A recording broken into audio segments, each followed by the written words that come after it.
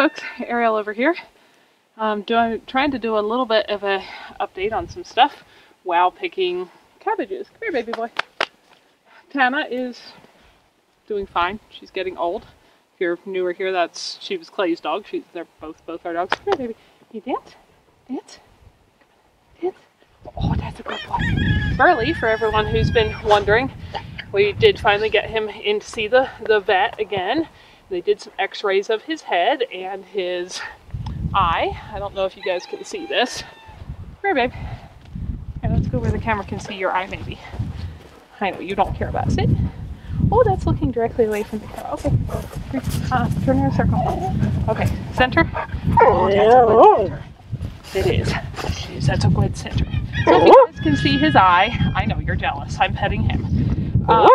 It's pretty well healed over. Of course, that eye's not coming back. His split in his jaw that was going this way, that was wired together, that seems to have healed up. The vet actually pulled the wire while I had him under to do the head x-rays. And the really concerning part was his jaw break right back close to the hinge. That is still moving around some, which is what I thought by observing him. It's also what the vet agreed when checking on it. He said he thinks it has still a chance of healing. So he said he can start to choose some not too hard things. So for months we gave him nothing but, you know, ground meat, eggs, stuff like that was very, very soft. And now we're giving what I call whole grain meat. So still not like frozen solid, but something that's not ground up, like has a whole meat texture. He said no bones for maybe till sometime next year. He did say he could choose some sticks again, which is making him very happy. So we're doing like little sticks, obviously not a knife, but like little ones like this size. And he can chase and chew them. The vet also thought, the dogs are just playing with each other behind the camera if you're wondering what that racket is, that it would probably be a year before he could do things like the big sticks he loves, or chew a bone, any of that kind of stuff. So we're still optimistic he's going to be healing. It's a long, long process. It's pretty amazing he's alive at all, but that's where we stand for now. Probably won't have any answer on the full healing for a year from now. So anyway, if you don't follow us on MeWe and hadn't seen that update when we got back from the vet, that is how he is doing. And I just wanted to note, for all of you guys who sent gifts to help with his surgery and recovery, once again, that is very much appreciated and was not at all expected. But I have just a little thank you photo of him and us that I'd like to send to you. If you could send me your mailing address. If that's not something you want to hand out, that's fine. I get that. But if you would like to, if you're watching this, send me your mailing address for like a physical photo to Fineth, spelled just like the channel name, at gmail.com. That would be awesome. I wanted to do it all summer and our lives have just been insanely busy. Now that we have probably snow on the way shortly, I hope I will get to that. So sorry about the delay, but that is something I've been wanting to do. Send you guys a thank you. Birds are migrating around in flocks, as you can see. I am cutting cabbage. It is chilly out here.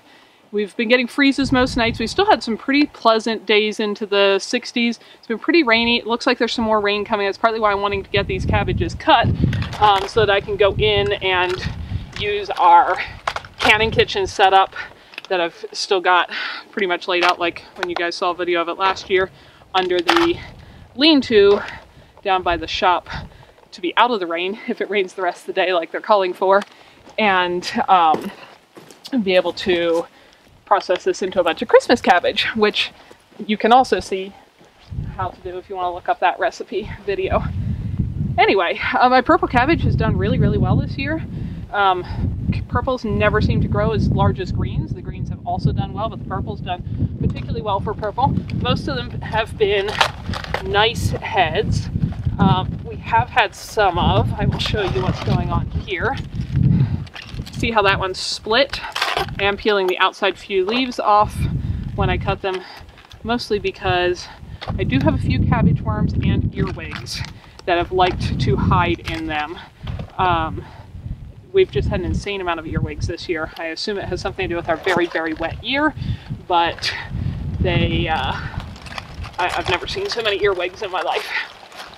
Anyhow, the splitting, to my understanding, usually comes from excessive moisture, but when it's kind of in unexpected chunks.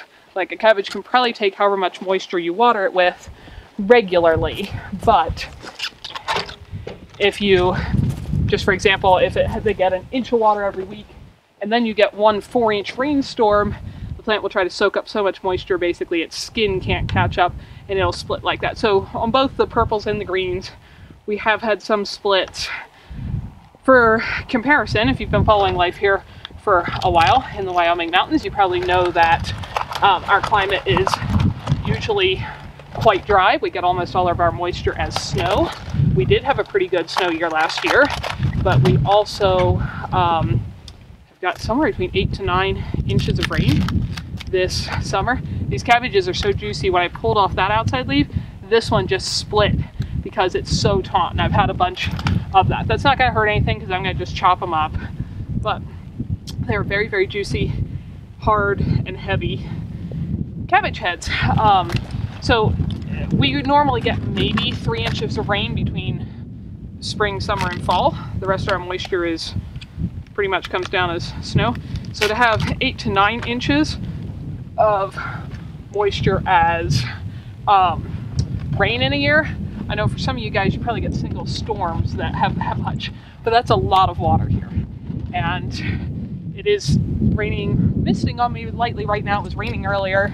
It's supposed to rain more the rest of today and tomorrow with some snow up high.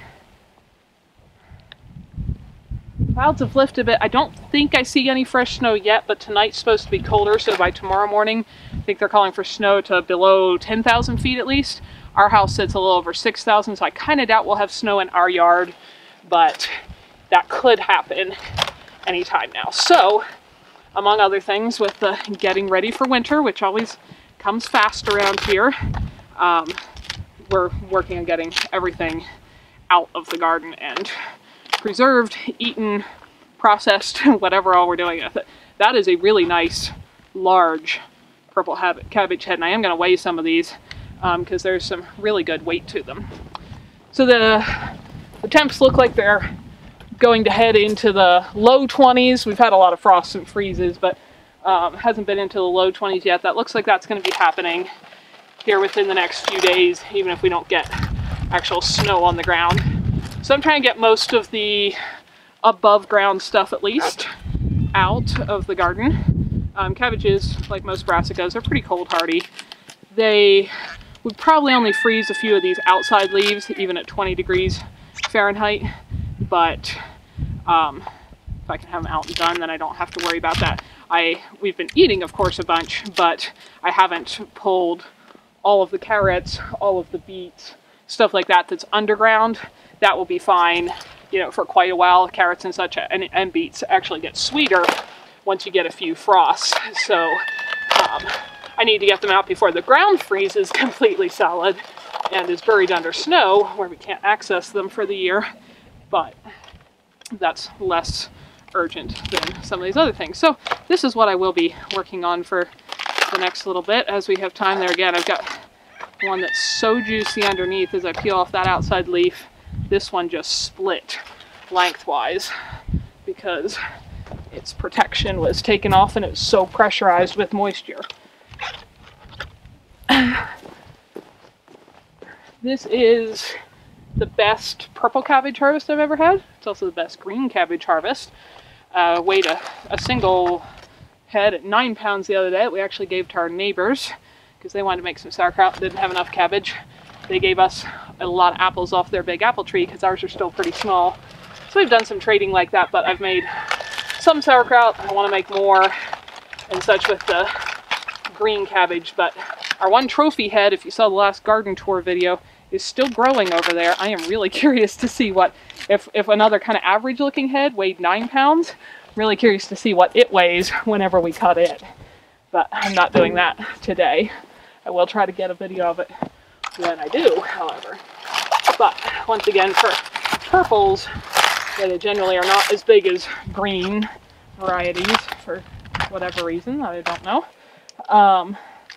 This is a very impressive harvest. We're going to have plenty of Christmas cabbage. That's another really, really nice purple cabbage head. And this splitting, this is another one that's done some splitting. It's a little bit annoying because it can allow some bugs and such to crawl inside those cabbage layers where normally it's pretty clean and you don't have to worry about that, and they don't look as pretty, and they would not store as long as a whole head once they've done this. But it doesn't actually, if I'm just chopping it up today or in the next few days, that doesn't hurt anything, but that's what the split looks like, and we do have a few of those.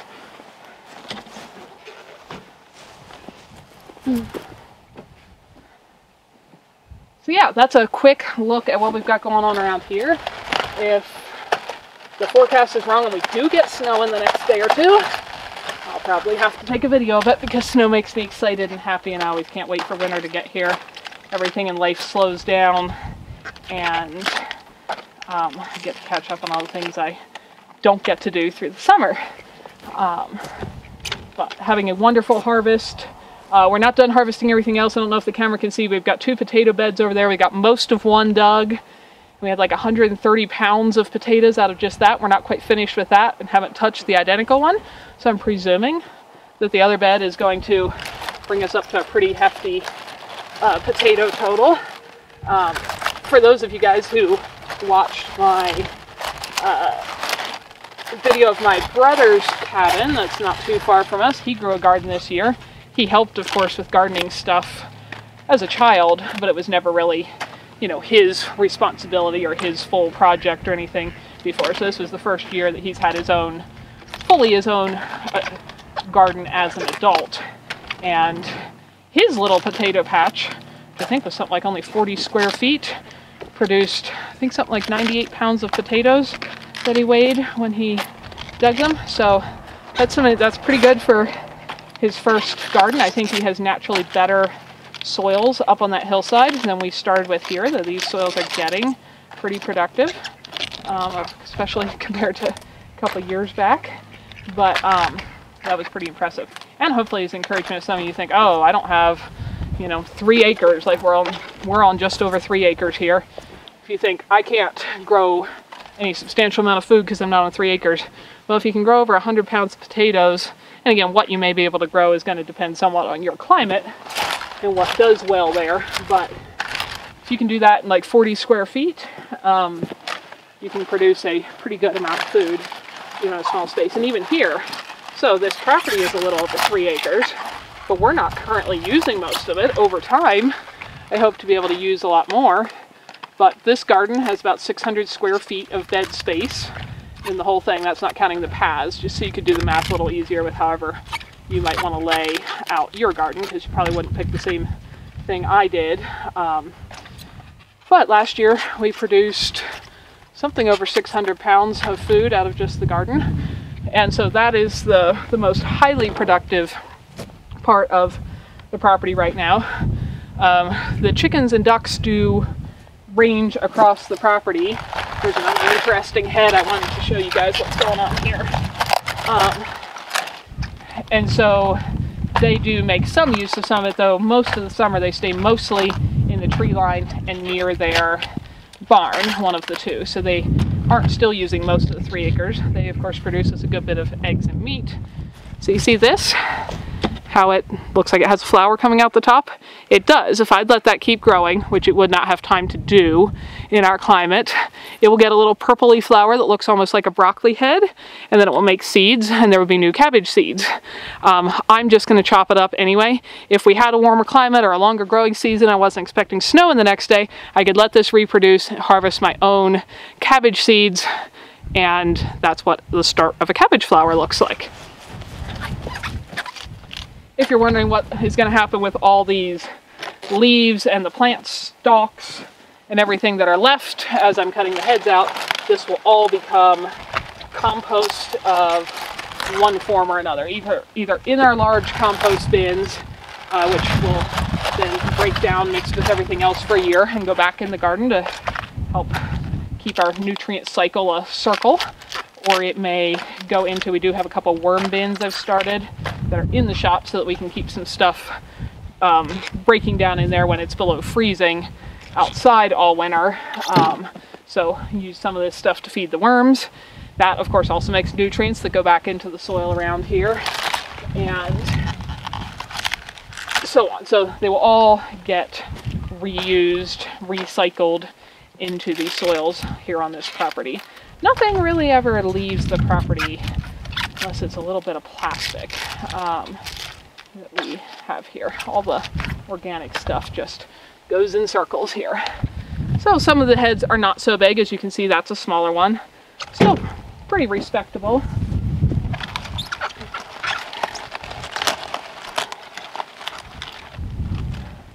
But we will continue to, back to what I was saying about the acreage or space, you know, we have a small orchard growing, but it's not really doing anything productive yet. We ate a handful of cherries this year off it. We're going to have a handful of apples.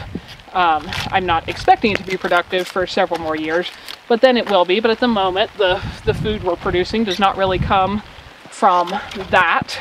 So we're using probably less than half an acre currently in a food productive fashion of this ground we're on, and still producing a significant portion of the food that we consume in a year for our household, and when friends come to visit and so on, sometimes to share with other people or to barter, like when I trade cabbages for apples, and so on. And it's really in not very many square feet. Now over time, we hope to make more and more of the ground productively useful here. More fruit trees, more berry bushes, more habitat for, you know, the wild birds, more places for our domestic birds to find bugs, find food, all that kind of stuff. But that's a, you know, work in progress. It's going to take some number of years. But at the moment even, we're still producing a lot of food even without using all that. So I just want to encourage you, if you're like, oh, I can't, whatever, because I haven't got 3 acres or 50 acres or whatever the case is, you can still produce a good bit of stuff in not too many square feet. Now I hear the rain getting heavier. I think that's my biggest purple head, so I'm saving him for last. Be sure, I plant my cabbages a little closer than is recommended because I know my growing season is only so long, and I like them to fully lap over and cover each other so that there's no room for weeds and such I don't want to grow to be in the bed. And as you can see, that does work. Even though the rest of the garden is extraordinarily weed filled this year, in the cabbage beds, for the most part, there's an occasional sprig of something that snuck through, but all these big sprawly leaves spread out have just out-competed anything else growing, which is really nice to see. So even though I haven't really weeded anything, the cabbage beds are not filled with weeds, which is nice. But the rain is getting heavier. I want to get out of it because it's a pretty cold rain, and this weather probably means you're going to get to actually see some more video production in the next little bit. I know it's been sparse this summer. It's been a good year in a lot of ways. It's been a crazy busy year with a lot of things, like getting Clay fully moved out of the cabin where he lived most of the week at his job. It has, let's see, we had several things dealing with Burley's injury. That took a good bit of time. We've had various family things going on. Clay's mother passed away a few weeks ago, and so on. So there's been ups and downs, but overall it's been a good summer. Just busy, but I really would like to get back to having the time to produce more videos and do that kind of thing. And this weather probably means that's just what's coming. For getting a rough estimate of weight of large vegetables, this scale is my favorite. A grocery bag works well because I don't have to figure much for the tare weight since it's pretty close to 0. And this old scale was my grandmother's, who has since passed away, but it's something I use quite regularly. I think of her when I do. So that single cabbage head, it's about 7.5 pounds. If the light's not too dim for you guys to read that. Once again, pretty impressive for a purple cabbage head. That was one of my 2 biggest. Of course, you know, we've also got that size, so not all big. But if I weigh all this is going to be quite a few pounds of purple cabbage, and I am getting excited to see what our annual total is for what the garden produced. I'm hoping that we're going to beat our 600, and I think it was like 640. That one's right about the same, just over 7 pounds. So last year was 600 and something, I have it written down in our property journal, pounds of produce out of this garden. I'm really excited to see if we can top that this year. I think it looks promising, but we have to harvest a bunch of this stuff to get it weighed to find the answer to that. So come back for some more videos, and in the next few weeks we should have the answer. So that'll be fun. And that doesn't even count eggs from chickens and ducks, poultry, meat, or honey, which are produced on the rest of the property. And that's without getting into fruit and berries that will hopefully become productive around the property in the next few years. This wheelbarrow full weighed out to just at 82 pounds for this purple cabbage harvest. Thanks for spending your valuable time with us. I hope you learned something interesting and useful. Or found something beautiful here.